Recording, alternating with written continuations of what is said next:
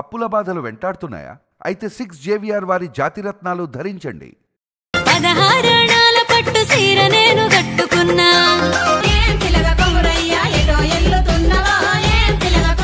ఒక్కటే కూతురని అల్లారు ముద్దుగా పెంచింది. చాలా జాగ్రత్త పెంచుకున్నా సార్ పాపని. తల్లి పేగు చూడు ఎలా తల్లడిల్లిపోయేనయ్యా. పోస్ట్ మార్టం రిపోర్ట్ లో బాడీ మీద దెబ్బలు ఉన్నాయని. పోస్ట్ మార్టం లో దెబ్బలు వచ్చినాయి సార్. 2 నెలలకే గొడవలు ఏంటి సార్ వాళ్ళిద్దరికి? నైట్ మాట్లాడింది పొద్దునేలా చనిపోతుంది సార్. నా తల్లి బంగారము.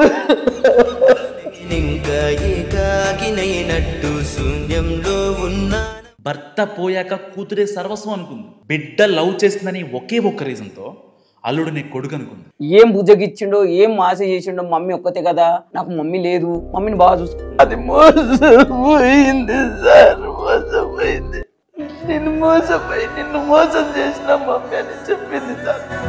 గోవాలో గ్రాండ్ గా డెస్టినేషన్ వెడ్డింగ్ కట్ చేస్తే 6 నెలలకే సాఫ్ట్వేర్ దేవిక సూసైడ్ అంటూ బ్రేకింగ్. హ్యాంగ్ చేసుకునే మనసు కాదు, మనస్తత్వం కూడా కాదు సార్. వీడెవడం కోసం మమ్మీని ఎందుకు కూడగొట్టుకుందని తప్పించుకొని వచ్చే మనిషి గాని ఆ తప్పించుకొని ఇంక కూడా ఛాన్స్ ఇయ్యలేనట్టున్నాడు సార్ వాడు.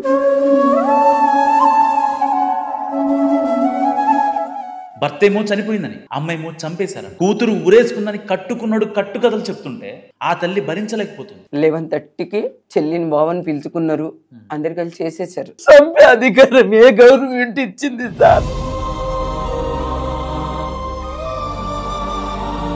కూతురు ఎలా చనిపోయిందో తెలియదు, ఎందుకు చనిపోయిందో తెలియదు. 6 నెలలకు చనిపోవడం ఏంది సార్? ఒక్క పాప సార్, ఒకటే పాప సార్. ఇల్లు అడుగుతున్నాడు మమ్మీ అన్నాడు. మరి ఆ తల్లికి న్యాయం ఎవరు చేయాలి సార్? కాళ్ళు పట్టుకోబెట్ట, కాళ్ళు పట్టుకోబెట్ట.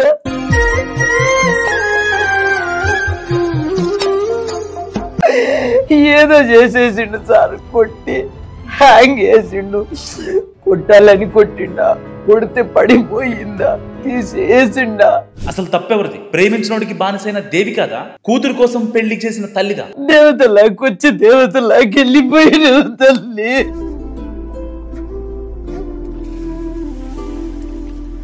అసలు ఏం జరిగిందో చెప్పడానికి మనం టీవీ స్టూడియోకి వచ్చారు దేవిక తల్లి. డాడీ పోతే కూడా ఇంత బాధపడలేదు తల్లి నేను, ఎందుకంటే నువ్వు ఉన్నావని ధైర్యం తల్లి నాకు. ఈ ధైర్యంతోనే బతికిన బెటా నేను బంగారు. నువ్వు లేని బతుకు నాకు ఎందుకు బెటా? నీకు న్యాయం జరుగుతా చూసి కళ్ళు మూసుకుంటా బెటా. ఇంకా 100 ఏళ్ళు నేను బతుకని బెటా. నమస్కారం. నమస్తే సార్. మీ పేరమ్మా? నా పేరు రామలక్ష్మి సార్. రామలక్ష్మి. ఎలా చనిపోయింది మీ పాప? మా పాప పేరు దేవిక సార్.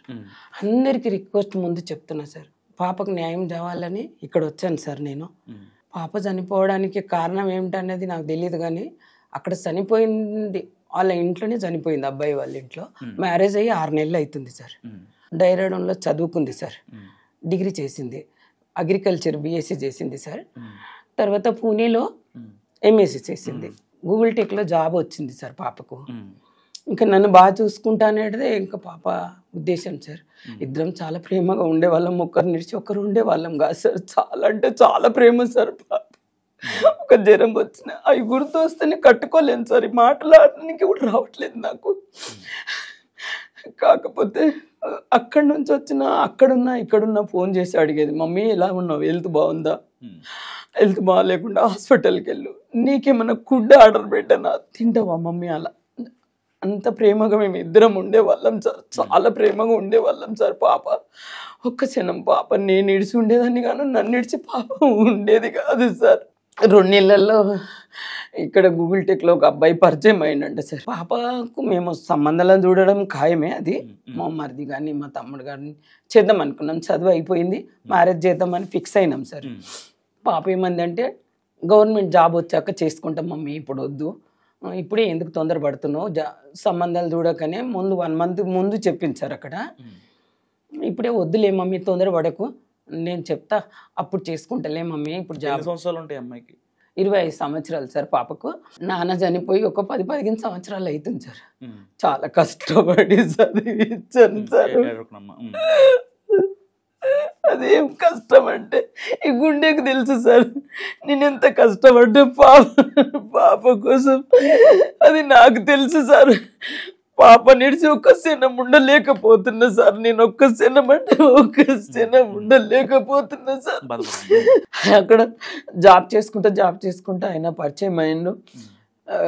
కపుల్ డాన్స్ పెట్టారంట సార్ అక్కడ ఆఫీస్లో, గూగుల్ టిక్లో కపుల్ డాన్స్ పెట్టారు. ఆయన కూడా డాన్సర్ అంట, ఈమె కూడా డాన్సర్. అలా పరిచయం అయిపోయింది.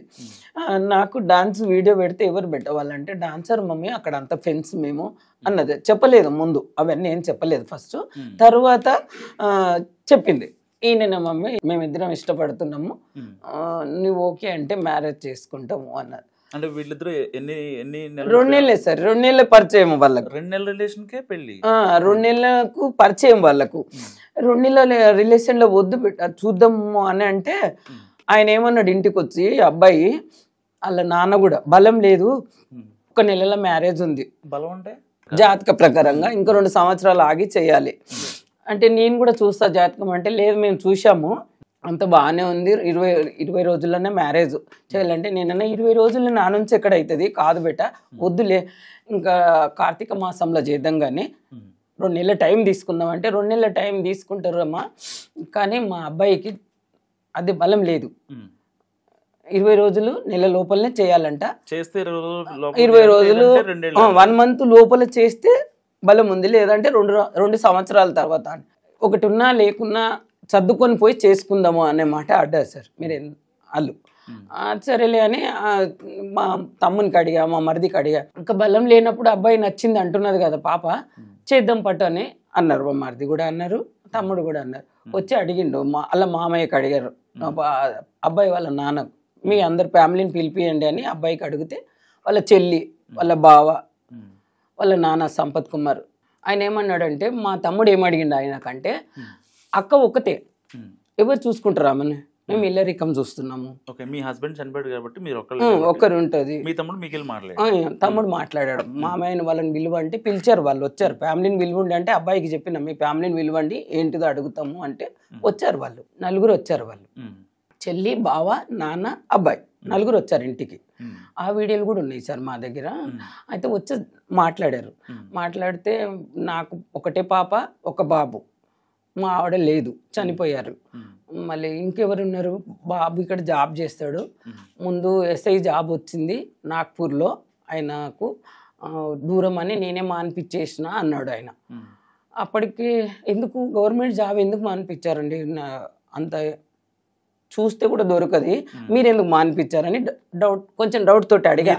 నేను అడిగా, జాబ్ కోసం ఎంతో కష్టపడుతుంటాం మనము, వచ్చిన జాబ్ ఎందుకు వద్దన్నారు, పాయింట్ ఏంది అంతే కదా, వచ్చిన జాబ్ వద్దనేది అదేమింది, దూరం కానీ దగ్గర కానీ, లేదంటే ఆయన దూరం ఉన్నాడంటే మనం వెళ్ళిపోవచ్చు అక్కడికి, కానీ జాబ్ ఇలా మానిపించారు అని అడిగా. వాళ్ళకి క్వశ్చన్ వేస్తే ఏమన్నాడు, లేదు మాకు ఇష్టం లేదు, జీతం కూడా తగ్గనే, ఆ ఎస్ఐ జాబ్కు అంత లాంగ్ వద్దని, మేము గూగుల్ టెక్లో జాబ్ వచ్చింది ఆయనకు, నెలకు 2 లక్షల జీతము, నాకు కూడా దగ్గర ఉంటాడు కదా బాబు ఒక్కడే కదా అని చెప్పాడు. చెప్తే సరేలే, నాకు అప్పటికే డౌట్ వచ్చింది సార్, ఎస్ఐ జాబ్ వదులుకోవడం ఏంది అని పాపకు కూడా అడిగాను సార్ అక్కడ. ఏమన్నంటే, ఎందుకు బేటా జాబ్ వదులుకున్నాడంటే ఏదో కారణం ఉంటుంది, ఏదో తప్పు ఉంటుంది, మామూలుగా వదులుకోలే ఎవరు, జాబ్ ఎందుకు వదులుకున్నాడు, ఎస్ఐ జాబ్ అంటే చిన్న మాట కాదు, అది ఏదో చిన్న కానిస్టేబుల్ కాదు, ఎస్ఐ అంటే చాలా పెద్ద జాబే కదా సార్, గవర్నమెంట్ జాబ్ అంటే జీతం ఎంతనైనా ఉండొచ్చు, అది కాదు. జాబ్ అంటే ఏం చేస్తున్నావు అంటే ఎస్ఐ అంటే పెద్ద. అది మీకు వచ్చిన డౌట్ మీ అమ్మాయికి రాలేదా? వాళ్ళు కొన్ని అట్లా ఎట్లుంటుంది సార్ అంటే, ఆ వయసులో ఈయన స్థితిలో ఉండరు కదా సార్ కొంచెం, అంటే అవతల అబ్బాయి చెప్పిందే ఈయన స్థితిలోకి వస్తారు. అప్పుడు మమ్మీ చెప్పిన మాట కొంచెం పక్కకెట్టి అబ్బాయి అవతల ఏం చెప్తున్నాడు అని అదే వింటారు కదా సార్ ఎవరైనా ప్రేమలు ఉన్నప్పుడు. అంటే ఈ అమ్మాయి ఎంబీఏ చేసిన అమ్మాయి, ఇండిపెండెంట్గా ఉండాలి అనే ఆలోచనలతో కూడిన అమ్మాయి 2 నెలలకి అంత ఇదిగా ఎందుకు నమ్మిందండి? 2 నెలలకి ఎందుకు ఇంత నమ్మిందంటే, ఆయన అట్లా షాప్లు వేసిండు సార్, ఏం భయపెట్టిండా ఏం చేసిండా అసలు నాకు కూడా తెలీదు. దాన్ని అప్పటికి కూడా 10 రోజులు ఆపిన సార్, వాళ్ళని వచ్చి వెళ్ళాక కూడా 10 రోజులు ఆపిన, వద్దు పెట్ట. మళ్ళీ వచ్చి వాళ్ళు, లేదు మేము బాగా చూసుకుంటాం, ఇల్లరికం లాగానే ఉండకోక, మీ దగ్గరను పెట్టుకోండి ఇద్దరిని, వాళ్ళ నాన్న ఇద్దరిని ఇక్కడే పెట్టుకో, నాకెవరున్నారు, నేను అక్కడ వరంగల్లో ఉంటా, బాబు ఇక్కడ ఒక్కడే ఉంటాడు కదా, మీ దగ్గరనే ఉండను, ఏముంది ఇల్లరికంగానే పెట్టుకో, అది వాళ్ళకే ఇది వాళ్ళకే, ఇంకా నాకెవరున్నారు మీకెవరున్నారు, బాబు ఒక్కడే, నీకైనా అబ్బాయి నాకైనా అబ్బాయి, అలా ఏమైనా రాసిస్తారా అని మా తమ్ముడు అడిగారు.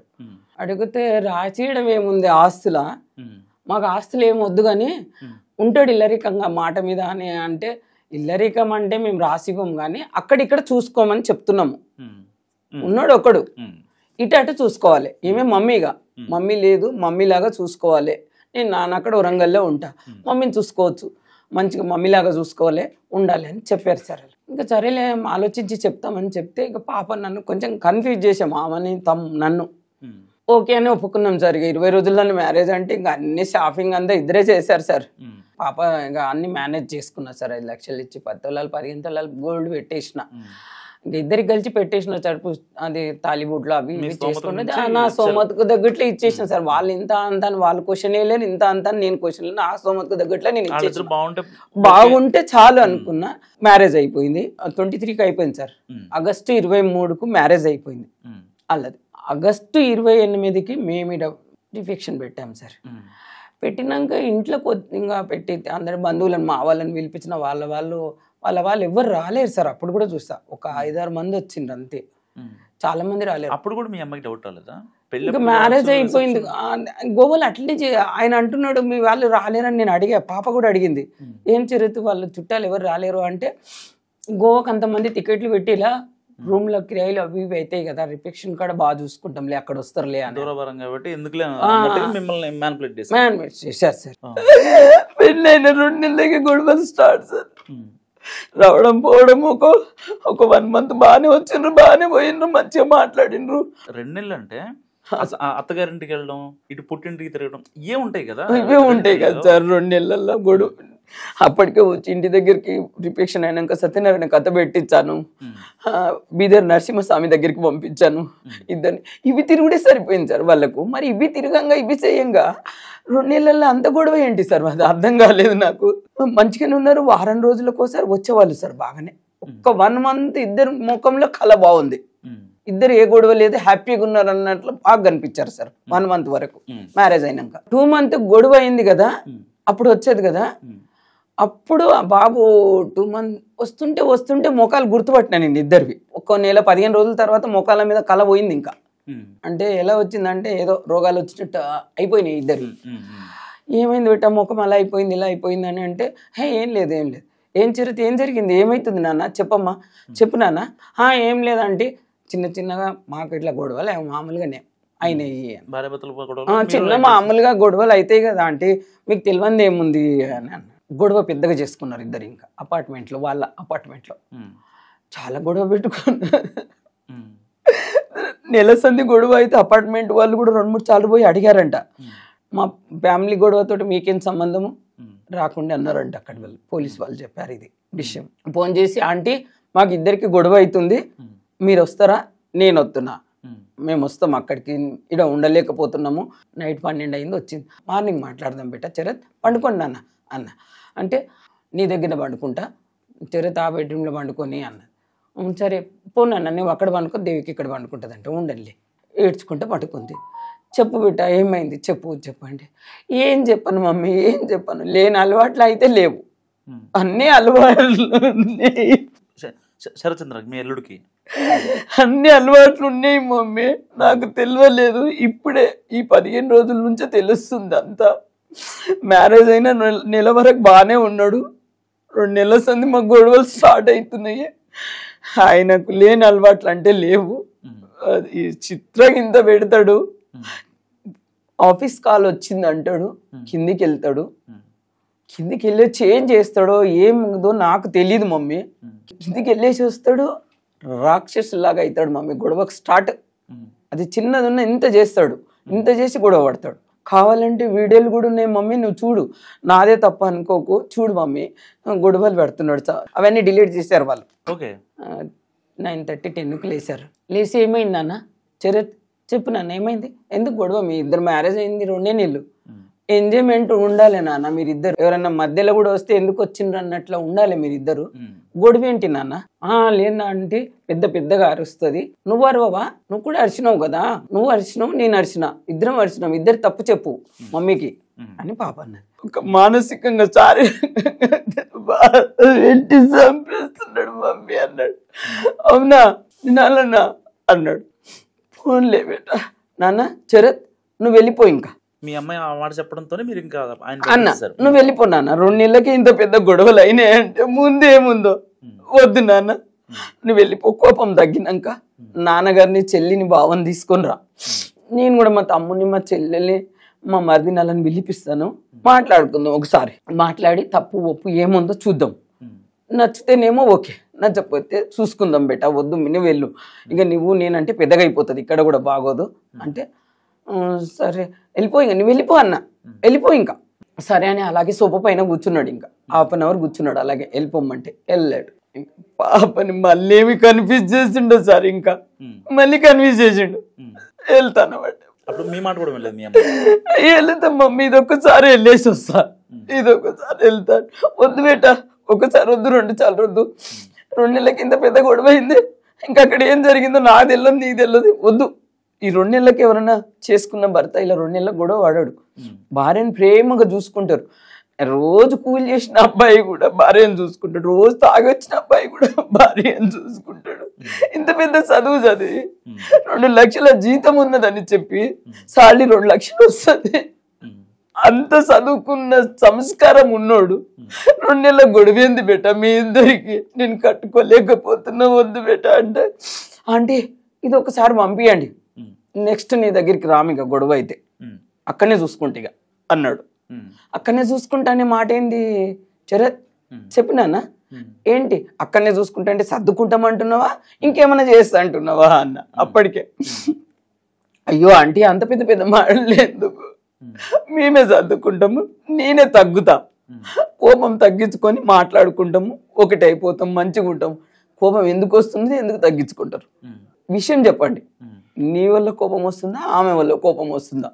అది కావాలి నాకు చెప్పారా వాళ్ళ అమ్మ నాన్నకి ఎవరికన్నా అబ్బాయి వాళ్ళ అమ్మ నాన్నకి కానీ చెప్పారా మీరు ఆ రోజు గొడవ అయినాక వచ్చి వెళ్ళాము కదా మేము వెళ్ళి వాళ్ళిద్దరు కూడా వచ్చారు అక్కడికి ఎక్కడికి గొడవ అయినాక పాప ఇక్కడ వారం ఉన్నాక వెళ్తామని వెళ్ళారు కదా సార్ వెళ్ళిపోయాక వాళ్ళ ఎంబడి నేను కూడా వెళ్ళా నేను కూడా వారం ఉన్నా అక్కడ వాళ్ళ ఇంటి శరత్ చంద్ర మా అల్లుని వాళ్ళ ఇంట్లో ఉన్నాం పాప ఆఫీస్కి వెళ్ళి రావట్టింది నేను అక్కడే ఉన్నా బాబు ఇంట్లోనే బెడ్రూమ్ లో వాడే ఉన్నారు మోసపోయిన మమ్మీ మోసం చేసిన అన్నది ఎప్పుడు ఆ మాట మోసం చేసి 2 నెలల గొడవ అయినప్పుడు వచ్చినప్పుడు మీ ఇంటికి వచ్చినప్పుడే చెప్పింది మోసపోయినా అప్పుడు మీకు డౌట్ స్టార్ట్ అయింది సార్ మోసపోయినా నిన్ను మోసం చేసిన మమ్మీ లేని అలవాట్లు అయితే లేవు అన్ని అలవాట్లు ఉన్నాయి బాధ పెడుతున్నాడు చిత్రకింత పెడుతున్నాడు డబ్బుల కోసమా లేకపోతే ఈఎంఐకి ఏమన్నా ఎఫ్ఐఆర్లు ఉన్నాయని లేకపోతే అలా ఏం అనలేదు సార్ వాళ్ళు ఆ తప్పుడు మాట వాళ్ళు ఆడలేరు పాప ఆడలేదు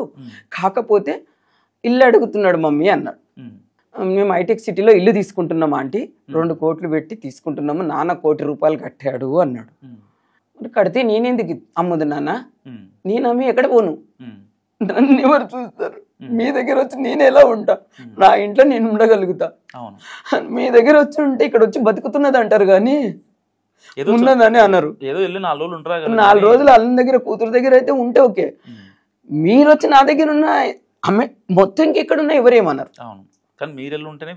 బాగుండదు కదా నేను అలా ఉంటానా నాన్న నేను ఉండను మీరు వచ్చి ఇక్కడ ఉండండి నేను చనిపోయిన తర్వాత మీకే అవుతుంది కదా నాన్న నేనైతే ఇప్పుడు అమ్మలేమో నీకు ఇయ్యలేను నాన్న అన్న మీరు 1 కోటి రూపాయలు ఇచ్చిన అన్నారు కదా ఆ పేపర్లు ఎక్కడున్నాయో చూపియండి అడిగా పాపకు అడుగుతుంటే ఇంకా పాపకు ఇట్లా చూసుడు చేసుడు కోపంగా చూసుడు చేస్తున్నాడు ఫోన్లో ఏమో అన్న అంటే మేనేజ్ చేయమన్నా మీ అమ్మాయిని చూస్తున్నాడు అడుగుతుంది పేపర్లు అడుగుతుందా ఇట్లా కళ్ళతోటి అట్లా చేస్తుండు ఆయనకు చాలా అనుమానం అమ్మాయి మీద అనుమానం ఎలా అనుమానం అంటే కిందికి వెళ్ళిందని అనుమానం మమ్మీ దగ్గరికి వెళ్ళినవా లేదా అని కాల్ మీద కాల్ చేస్తుండు వెళ్ళా ఇగో వీడియో కాల్ చూడు వీడియో కాల్ చేయవలసింది అలా అనుమానం ఎందుకు పెట్టా నీ మీద నమ్మకం లేదా అన్న లేదు మమ్మీ లేదు చేయమన్నట్టు చేసిన కవర్ చేసింది సార్ పాప కవర్ ఎక్క చేసింది అందులో నేను మోసపోయింది అదే సార్ మీరు మోసపోవడం కాదు మీ అమ్మాయి మోసపోయి మిమ్మల్ని మోసం చేసి పాప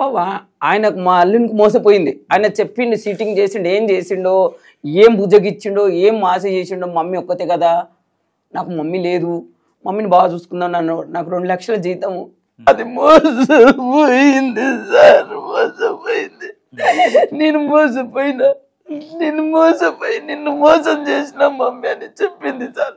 ఇంత తప్పా సార్? 6 నెలలకు చంపేయడం ఏంది సార్ ఇది?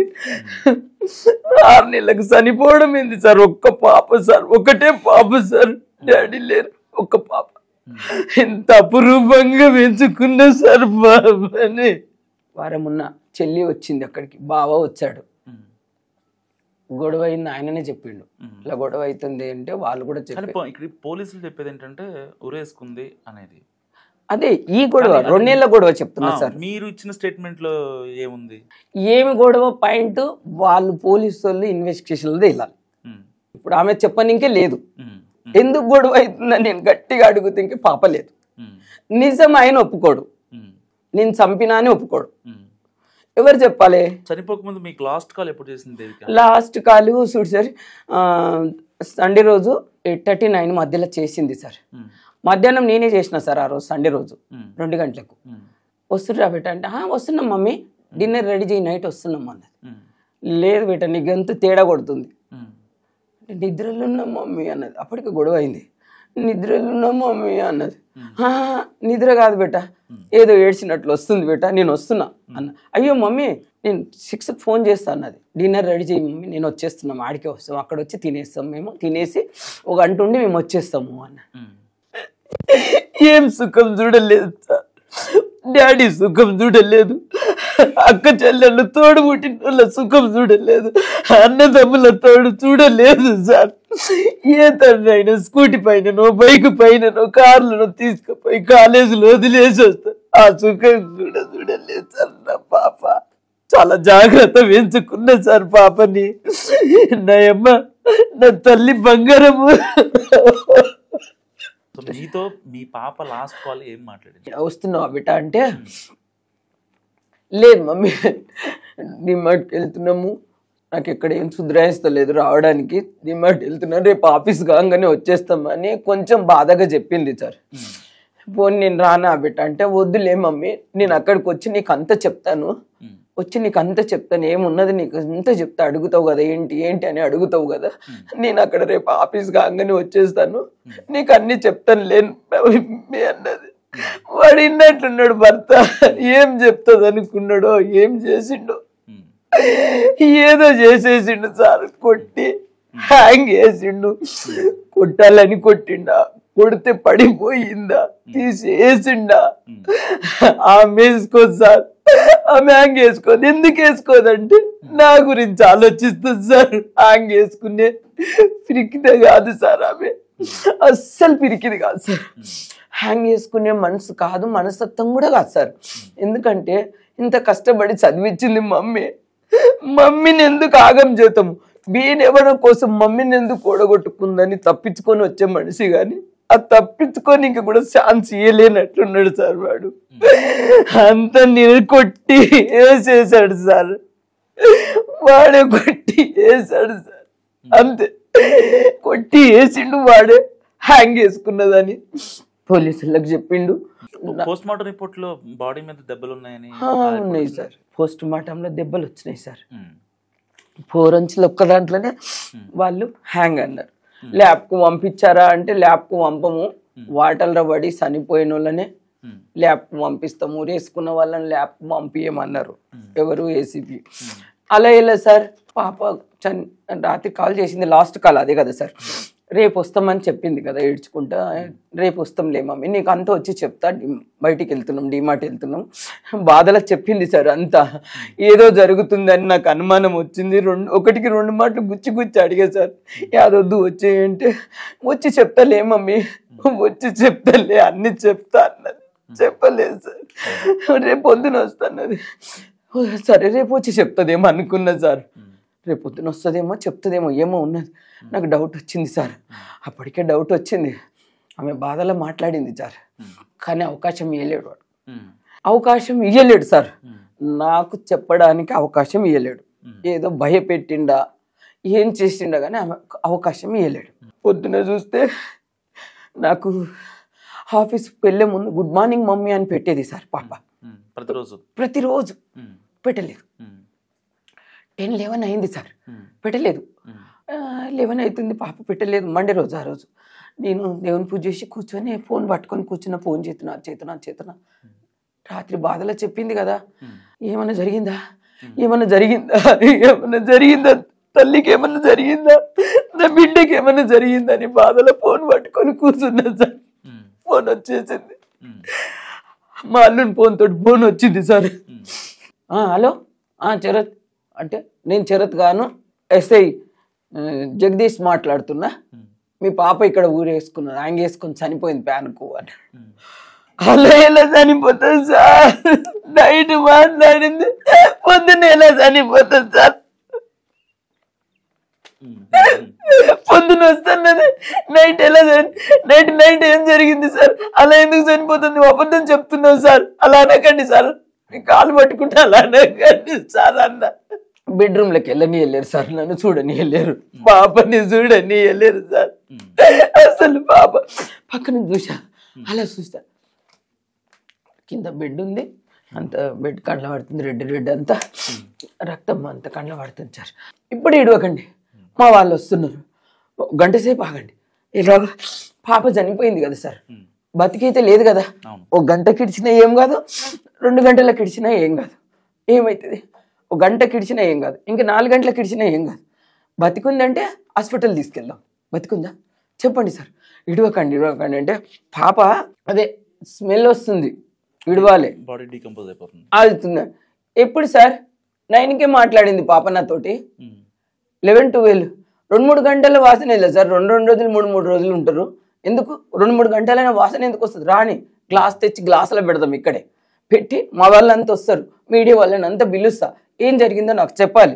పాప నైట్ అంత గట్టిగా మాట్లాడిన పాప హ్యాంగ్ ఎందుకు వేసుకుంటుంది, వేసుకునే అవసరం ఏమి, ఆ పరిస్థితి ఎందుకు వచ్చింది, ఆయననే వేసి ఉండొచ్చు కదా, ఆయన వేసి మీద చెప్పొచ్చు కదా. ఇప్పుడు మీకు అనుమానం ఆయన మీదనా? ఆయన మీదే సార్, ఆయననే వేసిండు సార్. దేవిక డోర్ వేసుకున్నాను నువ్వురా అని పిలవచ్చు కదా సార్, నన్ను పిలవలేడంటే అర్థం ఏంటి, వేసేసిండు, వాళ్ళ చెల్లిని బావని పిలుచుకున్నాడు, మాట్లాడుకున్నాను. ఆయన మీదే అనుమానం సార్, వాళ్ళని ఒకసారి రిక్వెస్ట్గా అడుగుతున్నా, పాప వేసుకోదు, ఒకవేళ వేసుకున్నా అది కాపాడేది ఉండే కాపాడలేడు, అది ఏం జరిగింది వాడే చెప్పాలి సార్, పాప లేదు చెప్పడానికి, వాడే కొట్టి వేసి. పాప చనిపోయిన తర్వాత మీరు వాళ్ళతో మాట్లాడే ప్రయత్నం చేశారా? చాలా సార్లు ఫోన్లు చేశా, అతలే. మా తమ్ముడు అంతగిరిలో ఆయననే చేయమని చెప్పాడు, పోలీస్ స్టేషన్లో కూడా చెప్పారు సార్, నా కంప్లైంట్ తీసుకోలేరు, వాచ్మెన్ కంప్లైంట్ తీసుకున్నారు. అక్కడ మీ స్టేట్మెంట్ రికార్డ్ చేయలేదా మరి?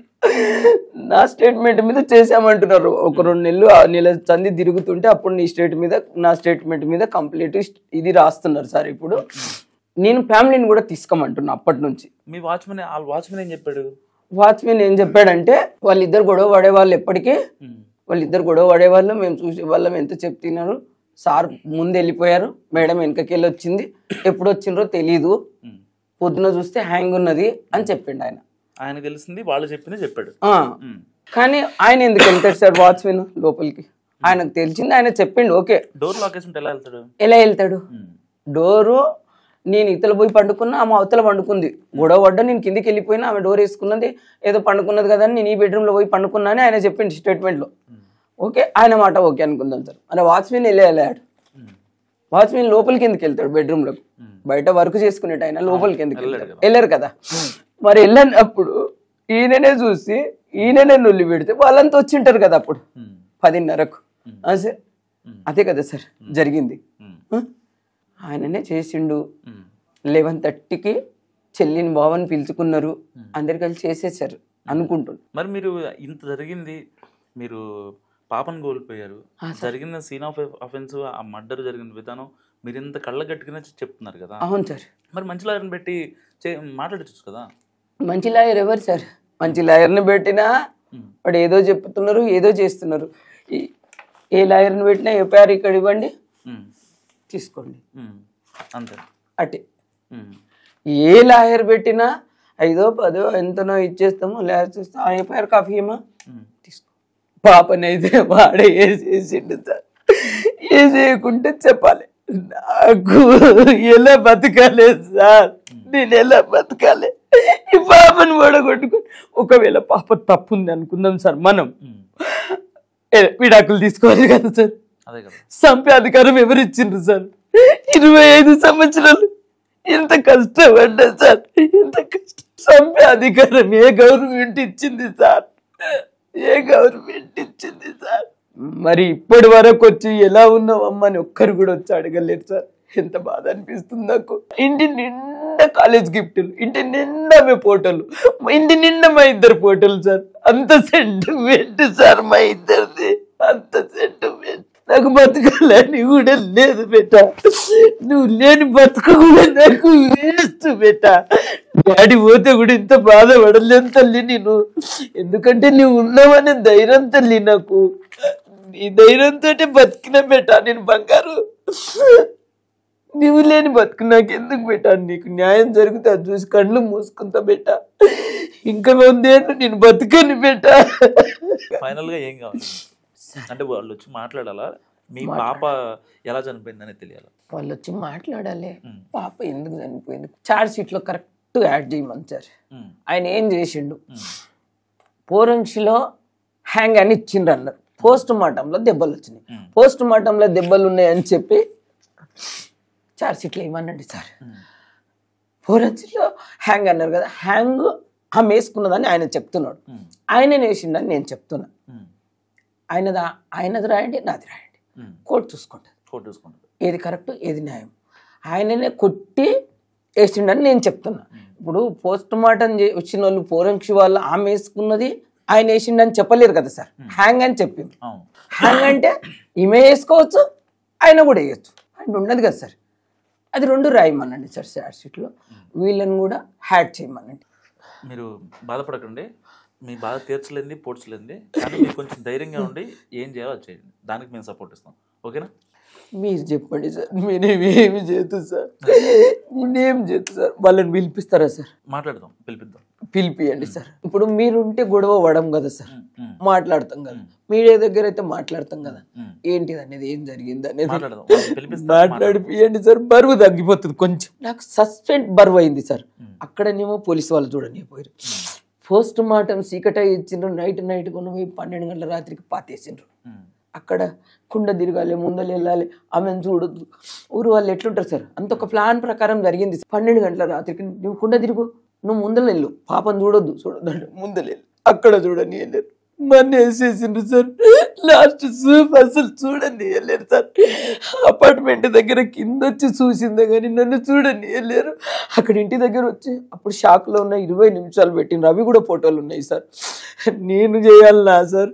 భర్త వచ్చి చేసేది ఉండే కదా, నువ్వు చంపలేవు కదా, నీకేం భయం? కొడితే కొడుతుండే, చనిపోతే నీ భార్య సరితో చనిపోతుండే, ఏమైతుండే? భార్య మీద ప్రేమించినావు కదా, ఇష్టపడి చేసుకున్నావు కదా సార్. ఇప్పుడు భార్య ఆయన ఇష్టపడి చేసుకున్నాడు, చనిపోతే చనిపోతా భార్య కోసం. నేను ఒకటే అన్నా, నీ భార్య కోసం నువ్వు చనిపోతావా? ఇష్టపడితే నా బిడ్డ కోసం నేను చనిపోతా, చెప్పు, రా ముందుకు. రాలేరు అంటే ఆయన కాశి ఉన్నది, ఇంకా ముందులో మంచిగా చేసుకో. నిజంగా ప్రేమించిన వ్యక్తి అంటే అవతల పాప వేసుకున్న చూసి ఇతలు వేసుకునేవాడు, అది నిజమైన ప్రేమ. అది కాదు, ట్రాప్ చేసిండు అంతే. డబ్బు కోసమా వాళ్ళతో ఎక్కువ ఉండొచ్చు, దేనికోసమా, అందం కోసమా తెలియదు సార్, అంతే. అది నేను ఖచ్చితంగా చెప్పలేను. చనిపోయిన దేవి కోసం తన తల్లి ఆరాటం చూశారు కదా, సో మీరేమనుకుంటున్నారో మస్ట్గా కామెంట్ చేయండి. ఆవిడకి ఎలాంటి న్యాయం జరగాలని మీరు అనుకుంటున్నారో నాకు ఒక సజెషన్ కావాలి మీ దగ్గర నుంచి. చూస్తూనే ఉండండి మన టీవీ.